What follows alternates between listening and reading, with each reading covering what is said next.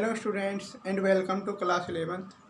आज हम 11th की स्टार्टिंग करेंगे और 11th के लिए मैं बता दूं कि आपको बुक एनसीईआरटी की ही रेफ़र करनी है। यहाँ मैं आपको एनसीईआरटी ही करवाने वाला हूँ और चैप्टर 1 स्टार्ट करेंगे हम। चैप्टर 1 है सेट्स। ठीक है, इस चैप्टर के अंदर आपकी लगभग 6 एक्सरसाइज हैं और इजी चैप्टर है सेट्स। बस ये है कि जब आप इस चैप्टर को पढ़ोगे तो आपको ये नहीं लगेगा कि ये चैप्टर कुछ मैथ से रिलेटेड है।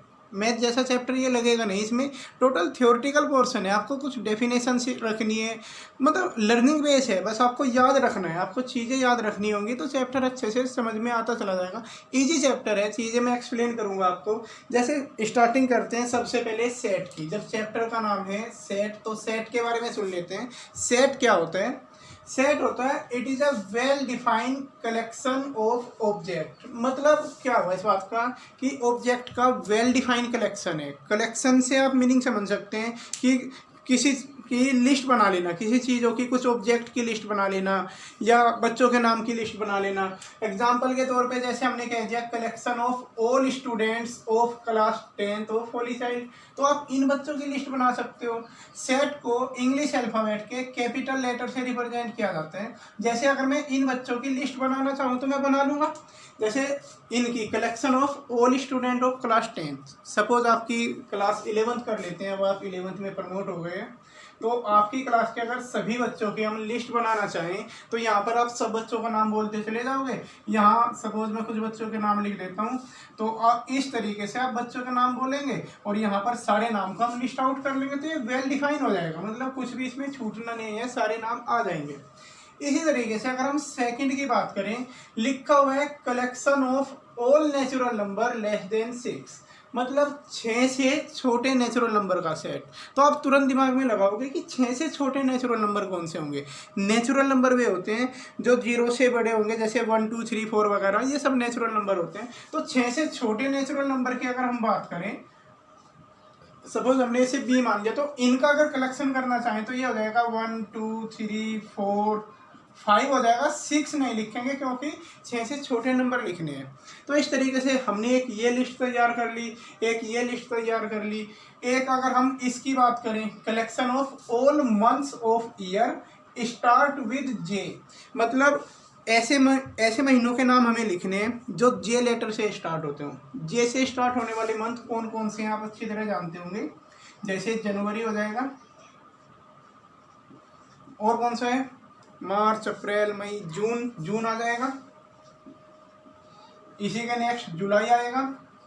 और भी कोई है जो जे से स्टार्ट होता हो, अगस्त सितंबर अक्टूबर नवंबर दिसंबर, और कोई नहीं है। तो ये 3 महीने हैं जो जे से स्टार्ट होते हैं। तो ये भी एक वेल डिफाइंड कलेक्शन हो गया। अब यहाँ मैं बात कर लूँ कि ये वेल डिफाइंड वर्ड से क्या मतलब है। ये कलेक्शन तो आपको समझ में आ रहा होगा कि लिस्ट बनानी है, बस लिस्ट बना के लिख देना, जितने भी हैं उन सब की लिस्ट बना के आप लिख दोगे, वो हो जाएगी।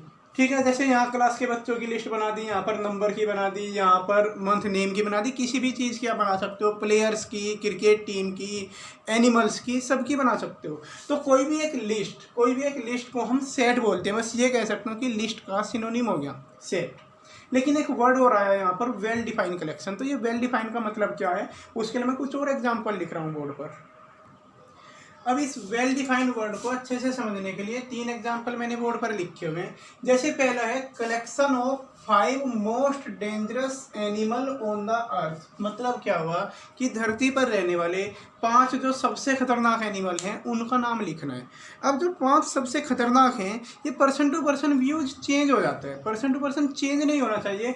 वेल डिफाइन हुआ। मोस्ट डेंजरस में कौन से हम लेंगे, अलग अलग जगह पर अलग अलग डेंजरस हो सकते हैं। कुछ जगह ऐसा है कि सांप पाले जाते हैं, जैसे हमारे लिए तो सांप भी बहुत खतरनाक है, लेकिन कुछ जगह सांप को खाते हैं, पालते हैं। तो वो सब यहाँ पर चेंज हो जाता है कि जब हम बात करें मोस्ट डेंजरस कि सबसे ज़्यादा कौन है। ठीक है, तो ऐसी स्थिति में वेल डिफाइंड कलेक्शन नहीं माना जाता, क्योंकि उसमें व्यूज चेंज हो जाते हैं कि आप वो लिस्ट यहाँ पर तैयार करें इंडिया में कुछ और आएगी, उसी लिस्ट को आप जाके साउथ अफ्रीका में तैयार कर ले, वहाँ कुछ और आएगी। मतलब प्लेस टू प्लेस वो लिस्ट चेंज हो जाएगी। लेकिन इससे पहले जो 3 मैंने बताया था वो लिस्ट चेंज नहीं हो सकती थी कि होली चाइल्ड के बच्चे हैं, होली चाइल्ड के बच्चों के नाम मैं यहाँ घर पर बैठ के लिखूँ तब भी वही नाम आएंगे, या तुम्हारे स्कूल में आके लिखूँ मैं तब भी वही नाम आएंगे। तो नाम चेंज नहीं होते हैं। उस टाइप का कलेक्शन कहलाता है वेल डिफाइंड, लेकिन जिसमें चेंजेस के चांसेज हो, चेंज हो जाता हो, वो नहीं कहलाता है वेल डिफाइंड। तो ये वाला जो कलेक्शन है ये सेट नहीं कहलाएगा। इसी तरीके से अगर हम इसकी बात करें, कलेक्शन ऑफ 10 बेस्ट मूवीज, कि जो भी सबसे बेहतरीन मूवीज आपने देखी हो 10 उनका नाम बताओ। तो अगर इसमें भी मैं आपकी क्लास में बच्चों से पूछूं बेटा कि 10 मुझे बिल्कुल बेस्ट मूवी बताओ, तो शायद सबके आंसर अलग हो सकते हैं। पर्सन टू पर्सन आपकी थिंकिंग चेंज होगी, किसी को किसी टाइप की मूवी पसंद होती है, किसी को किसी टाइप की, ठीक है। तो ये भी चेंज होगा आंसर इसका भी, बार बार जिस आंसर में बार बार चेंजेज आते हो जिस लिस्ट को बनाने में, उसे वेल डिफाइंड नहीं बोला जाता है। जैसे थर्ड लिखा हुआ है यहाँ पर, ये collection of all week student of your class, कि आपके क्लास के जो सबसे वीक, मतलब जो वीक स्टूडेंट है आपकी क्लास के। अब वीक स्टूडेंट में क्या लिखेंगे आप? वीक तो कोई मेजरमेंट हुआ नहीं, वीक मतलब कंपैरिजन वाला है ये, तो अब किसे वीक बोलेंगे? अगर दो बच्चों में कहें कि इनमें कौन इंटेलिजेंट है कौन वीक है तो कह सकते हैं, लेकिन क्लास की ऐसे लिस्ट बनाई हो वीक स्टूडेंट, तो ये भी एक सही मेजरमेंट नहीं हुआ कि किस उसमें भी। कोई खेल में वीक होगा तो कोई पढ़ाई में बहुत अच्छा होगा, कोई पढ़ाई में अगर ख़राब होगा तो वो खेल में, किसी न किसी चीज़ में तो आदमी स्ट्रॉन्ग होगा ही। कोई भी बच्चे का एक पर्टिकुलर प्लेटफॉर्म होता है वो उसमें तो ठीक रहता ही है। तो ये भी कोई वेल डिफाइंड कलेक्शन नहीं हुआ, तो इसमें भी person to person list change हो जाएगी। तो इस टाइप का जो कलेक्शन होता है उसे हम सेट नहीं बोलते। बाकी सेट को क्लियर करने के लिए आप अपनी बुक खोलिए, एक्सरसाइज 1.1, बुक के अंदर एक्सरसाइज 1.1 के ये जो दे रखे हैं फर्स्ट क्वेश्चन में 9 लिखे हुए, 9 पार्ट हैं फर्स्ट क्वेश्चन के। इन सबको चेक करते हैं 1 बाई 1। इनको चेक करना, जैसे पहले वाला तो मैंने ले ही लिया। सेकंड में लिखा है the collection of 10 most talented writer of India, कि इंडिया के जो मोस्ट टैलेंटेड राइटर है। तो यहाँ मोस्ट टैलेंटेड तो सबका अलग अलग हो सकता है, कोई किसी को बहुत अच्छा राइटर बताएगा, कोई किसी को बताएगा, तो ये वाला सेट नहीं होगा। इसी तरीके से जैसे थर्ड में लिखा है the team of 11 best cricket batsman of the world, कि जो बेस्ट बैट्समैन है उसे भी हम सेट नहीं कह सकते हैं, क्योंकि बैट्समैन का भी अलग अलग चेंजेज होते रहते हैं बार बार, कोई कभी टॉप पे चलते हैं कभी कोई टॉप पे चलते हैं, तो उसे भी हम बेस्ट नहीं कह सकते, मतलब सेट नहीं कह सकते इसे भी सेट वालों में। जैसे और अगर इसमें हम आगे चले, जैसे फिफ्थ है the collection of all natural number less than 100, तो 100 से छोटे नेचुरल नंबर तो फिक्स होंगे, आप कहीं भी लिखो 100 से छोटे नेचुरल नंबर, आप 1 से लेकर 99 तक की गिनती लिख दोगे तो वो सेट होगा। तो इस तरीके के हैं ये। पहले 9 क्वेश्चन आप करोगे, किसी में डाउट हो तो मुझे बता देना। इसके बाद आ जाता है एक सिंबल आता है बिलोंग्स टू, और आगे चलते हैं सेट के बारे में। अच्छा, इसमें बार बार एक सिंबल यूज होता है, ये वाला ऐसे, मतलब ई की तरह का शेप होगा इस तरीके से, और बीच में ये बुक के अंदर क्वेश्चन नंबर 2 में यूज हुआ है। इसे बिलोंग्स टू बोलते हैं, बिलोंग्स टू, ठीक है। तो इसका मीनिंग एक बार समझते हैं। जैसे सपोज हमने कोई एक सेट लिया जिसके अंदर हमने कुछ एलिमेंट लिख दिए, और हमेशा ध्यान रखना सेट को कर्ली ब्रैकेट के अंदर लिखा जाता है। आप इसमें छोटा ब्रैकेट या बड़ा ब्रैकेट यूज नहीं करेंगे, हमेशा कर्ली ब्रैकेट के अंदर जितने भी सेट के अलग अलग एंट्री जो हैं, किसी लिस्ट में जितनी भी एंट्री होती हैं उन सबको एलिमेंट बोला जाता है, एक वर्ड आता है एलिमेंट। तो इस सेट के अंदर सारे आप काउंटिंग करो, टोटल कितने एलिमेंट दिखाई दे रहे हैं आपको, काउंटिंग करोगे आप इन सब की टोटल 5 एलिमेंट दिखाई देंगे। तो मैंने लिख दिया दिस सेट कंटेन्स 5 एलिमेंट, तो इसके अंदर टोटल 5 एलिमेंट हैं। अब इन एलिमेंट को लिखने के लिए ना मैथ में इसमें सिंबल्स में है, मैंने जैसा कि तुम्हें पहले ही बताया कि ये जो चैप्टर है सेट का, इसमें मैथ जैसा आपको कुछ भी नहीं लगेगा कि आप मैथ पढ़ रहे हो, थ्योरी है टोटल।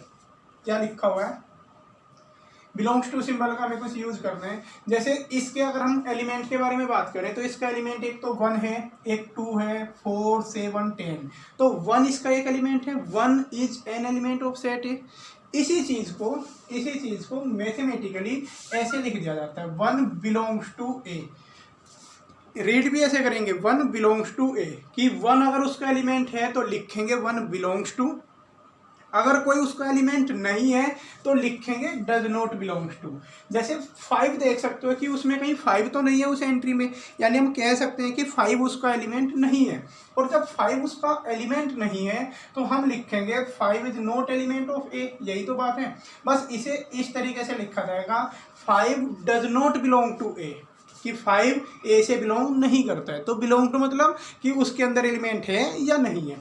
अगर सेट के अंदर ये पर्टिकुलर एलिमेंट हमें मिला तो कहेंगे कि वो एलिमेंट उससे बिलोंग्स करता है।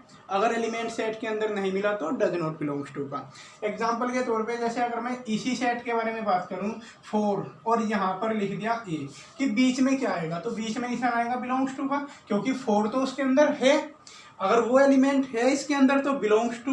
लेकिन अगर यहाँ 6 लिख दिया और यहाँ पर पूछो कि बीच में क्या सिंबल आएगा, तो आप देखो 6 है उसके अंदर या नहीं है। तो आप देख सकते हो 6 उसके अंदर नहीं है, तो 6 डज नॉट बिलोंग्स टू।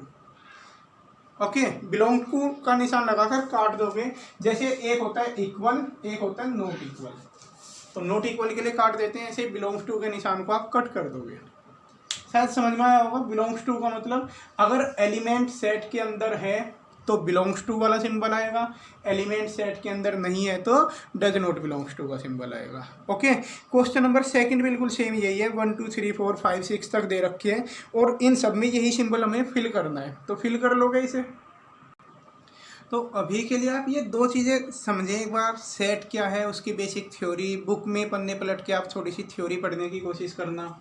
और ये बिलोंग्स टू सिंबल क्या आएगा, बिलोंग्स टू आएगा कि डज नॉट बिलोंग्स टू आएगा। अगर एलिमेंट सेट के अंदर है तो बिलोंग्स टू, सेट के अंदर नहीं है तो डज नॉट बिलोंग्स टू। तो क्वेश्चन नंबर 1 और 2 करना, फिर दूसरी वीडियो देखना।